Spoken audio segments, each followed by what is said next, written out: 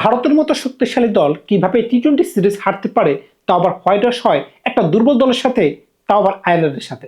আয়ারল্যান্ডে এমন একজন প্লেয়ার আছে যে কিনা পার্ট টাইম বলার কেন বললাম, তিনি ওইখানে জব করেন কিন্তু তিনি পার্ট টাইম ক্রিকেট খেলেন, কিন্তু তিনি শক্তিশালী ভারতের ব্যাটিং অর্ডার একদম কলাপস করে দিচ্ছেন।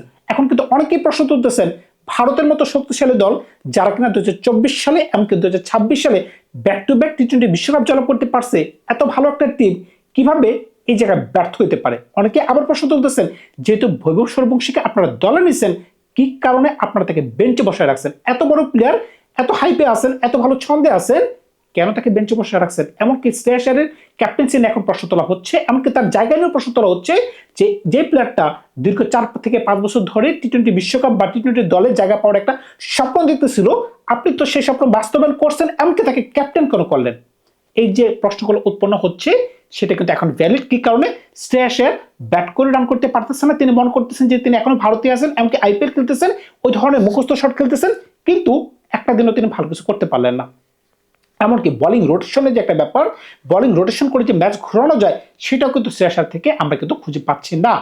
এমনকি যারা রেগুলার মেম্বার, বিশেষ করে সঞ্জু স্যামসন, তার মাঝখানে যে ধরনের একটা ভয় উৎপন্ন হয়েছে, বৈভব সূর্যবংশী বেঞ্চে বসে আছে, যে কোনো সময় আমার জায়গাটা খেয়ে ফেলতে পারে। এই কারণে কিন্তু ব্যাক টু ব্যাক 2টা ম্যাচে কিন্তু তার থেকে কিন্তু ভালো কোনো ছন্দ আমরা কিন্তু খেয়াল করতে পারি নাই। কিন্তু প্রথম ম্যাচে যে ব্যক্তিটা একটু ভালো খেলতে পেরেছিলেন, অভিষেক শর্মা, যেখানে 20 বলে 50 করতে পেরেছিলেন, দ্বিতীয় ম্যাচে এমন কি পরিবর্তন আসলো তার ব্যাটিং এর অর্ডারে বা ব্যাটিং সেন্সে, যে তিনি প্রথম বলে ছক্কা মারতে গেলেন, যেখানে এর আগের বলে সঞ্জু আউট হয়ে গেছেন। এক ওভার যদি আপনি 2টা ব্যাক টু ব্যাক উইকেট ফেলে দেন, তখন কিন্তু আপনি নিঃসন্দেহে 155 রানের খেলায় খাদের কিনারে পড়ে যাবেন, যেখানে মাঠের সাইজটা একটু বড়।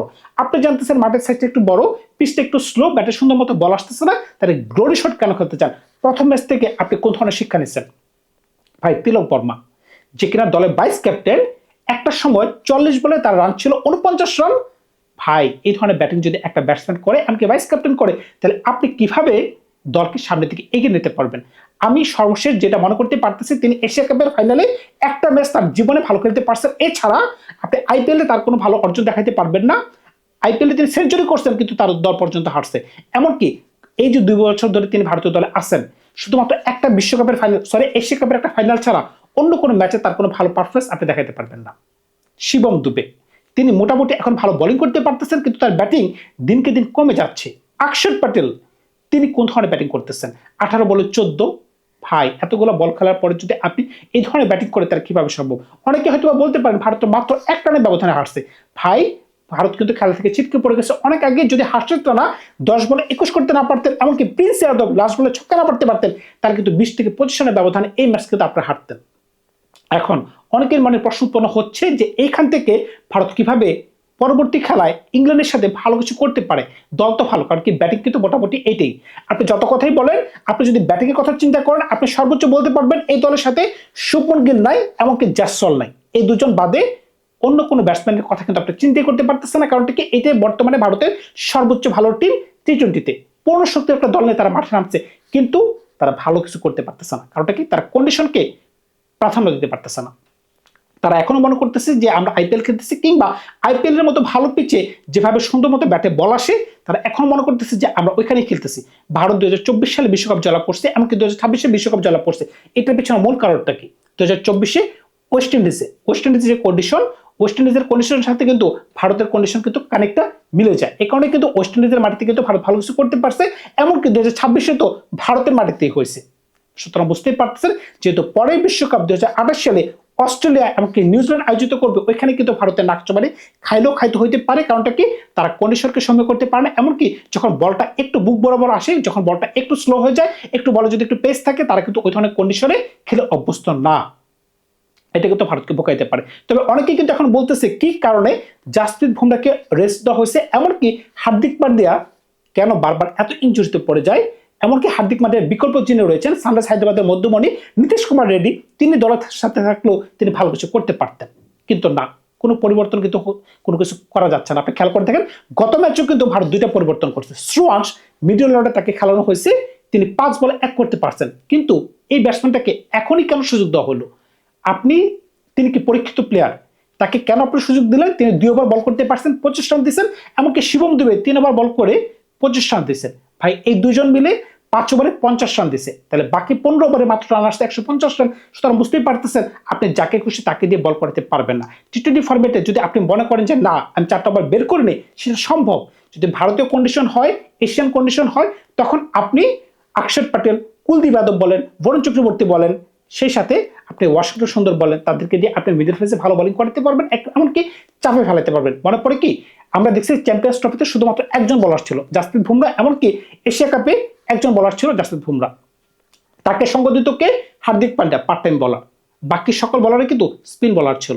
কিন্তু বর্তমানে যেহেতু কন্ডিশন পাল্টে যাচ্ছে, আয়ারল্যান্ডের মাটিতে খেলা হচ্ছে, এমনকি ইংল্যান্ডে খেলা হবে, ওই সকল কন্ডিশনে কিন্তু তাদের ভালো পেস বোলিং নিয়ে নামতে হবে। অনেকে কিন্তু এখন বলতেছে যেহেতু জাসপ্রীত বুমরা নাই, এমনকি প্রসিদ্ধ কৃষ্ণা ভালো বোলিং করতে পারতেছে না, এর আগের ম্যাচে 1 ওভারে তিনি 27 রান দিচ্ছেন, চিন্তা করতে পারতেছেন এখন টি-20তে যদি একটা বলার যদি 27 রান খায় একটা ওভারে, তাহলে তো এক রানের ব্যবধানে যেখানে ম্যাচ হারে একটা বলার যদি 27 রান খায়, তাহলে তো আপনি কোনোভাবেই ম্যাচ জয়লাভ করতে পারবেন না। এবং ভারতের ব্যাটিং কেন কলাপস হচ্ছে আপনি যদি খেয়াল করে দেখেন, ভারতের ব্যাটসম্যানদের মাঝখানে ওই ধরনের পটেনশিয়ালিটি নাই যে আমাদেরকে ভালো কিছু করতে হবে, কারণ কি তারা দিন শেষে আইপিএল থেকে বিরাট অঙ্কের টাকা ইনকাম করতে পারতেছে। আইপিএল যেখানে তাদেরকে ব্যাগ ভর্তি টাকা দিচ্ছে, সেই কারণে কিন্তু দলের প্রতি যে একটা ভালোবাসা সেটা কিন্তু আমরা খুঁজে পাচ্ছি না, যেটা আমরা বিরাট কোহলি, রোহিত শর্মা থেকে দেখতে পাইতাম, যে ধরনের উচ্ছ্বাস নিয়ে তারা খেলতে পারতো, সেই ধরনের উচ্ছ্বাস কিন্তু আমরা বর্তমানে খুঁজে পাচ্ছি না। এই যে শ্রেয়াস আয়ার দলের মাঝখানে ক্যাপ্টেন্সি নিয়ে আসলেন, দলের মাঝখানে তিনি কোন ধরনের পরিবর্তন নিয়ে আসলেন? তার ব্যাটিং দেখে তো মনে হচ্ছে তিনি একটা বাচ্চা ক্লাসের বাচ্চা একটা পোলাপান। কারণটা কি, অফ সাইডের বল তিনি স্ল্যাশ করতেছেন, কিন্তু ইনসাইডের হয়ে অনেক বাইরের বল, সেটা 4 বারের বল। কিন্তু এর আগের ম্যাচে যে একটা আউট হয়েছে, কে আউট হয়েছিল?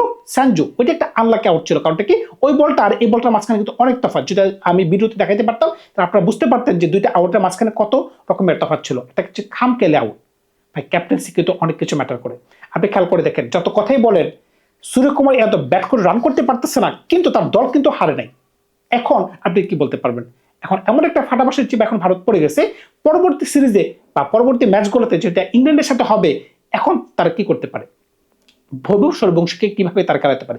ভাই আমার কথা হচ্ছে সহজ, ভৈভবকে যদি এখন খেলানো না যায়, তাহলে কিন্তু তার কেরিয়ার নষ্ট হয়ে যেতে পারে, এমনকি তার হাইপ তো নষ্ট হয়ে যেতে পারে, এমনকি তার কনফিডেন্স নষ্ট হয়ে যেতে পারে। আপনি হয়তো বলতে পারেন যেহেতু টি-20 বিশ্বকাপে এর আগের বার সঞ্জু স্যামসন এমনকি অভিষেক শর্মা দুর্দান্ত ভালো খেলতে পারতেছে, তাহলে তাদেরকে কিভাবে বসানো যায়? আমি বলবো যে কেন বসাবেন ভাই, তাদেরকে 3 নম্বর পজিশনে ভৈভবকে খেলান, অভিষেক আর সঞ্জু উপরে খেলো, 3 নম্বরে ভৈভব খেলো, 4 নম্বরে ঈশান কিষান খেলো, 5 নম্বরে শ্রেয়াস আয়ার খেলো, 6 নম্বরে তিলক বর্মার দলে আপাতত কোনো জায়গা দরকার নেই, 6 নম্বরে শিবম দুবে খেলো। এইভাবে যদি আপনি ব্যাটিং অর্ডারকে সাজানোর চেষ্টা করেন, তাহলে কিন্তু দলটাকে দেখতে ভালো লাগতেছে। তবে আমার দলে কিন্তু পরবর্তী ম্যাচগুলোতে কোনো সময় কিন্তু স্ট্রংস থাকবে না, কারণটা কি স্ট্রংস এখনো নিজেকে ওইভাবে বড় লেভেলের জন্য এখনো প্রস্তুত করতে পারে নাই, তাকে আরো প্র্যাকটিস করতে হবে। আপনি যদি এই ধরনের কন্ডিশনে একটা দুর্বল দলের সাথে 2 ওভার বল করে যদি 25 রান দেন, তাহলে কিন্তু আপনাকে অলরাউন্ডার বলা যাচ্ছে না, বলা যায় তো যদি আপনি 5 বলে 1 রান করে আউট না হয়ে যদি 15-20 বল খেলে যদি ম্যাচটাকে শেষ করতে পারতেন। আপনি ম্যাচও শেষ করতে পারতেছেন না, আবার বল করে রানও দিচ্ছেন, এটা কিন্তু দলের জন্য একটা বার্ডেন। আবার অনেকেই বলতেছে ভারতের বোলিংটা খুবই বিশেষভাবে খুবই দুর্বল, কারণটা কি মোহাম্মদ সিরাজ নাই, জাসপ্রীত বুমরা নাই, হার্দিক পান্ডিয়া নাই, বরুণ চক্রবর্তী নাই, কুলদীপ যাদব নাই, এই সকল কারণে এই দলটার বোলিংটা খুবই দুর্বল। এখন অদূর ভবিষ্যতে কিন্তু এই সকল বলার কিন্তু সকলকে আপনি খুঁজে পাবেন না। কি কারণে? ইনজুরি একটা ম্যাটার থাকে, 2027 বিশ্বকাপ আছে, সুতরাং আপনি কিন্তু তাদেরকে অ্যাভেলেবিলিটি পাচ্ছেন না। এখন ভারত কিভাবে গর্ত করতে পারে?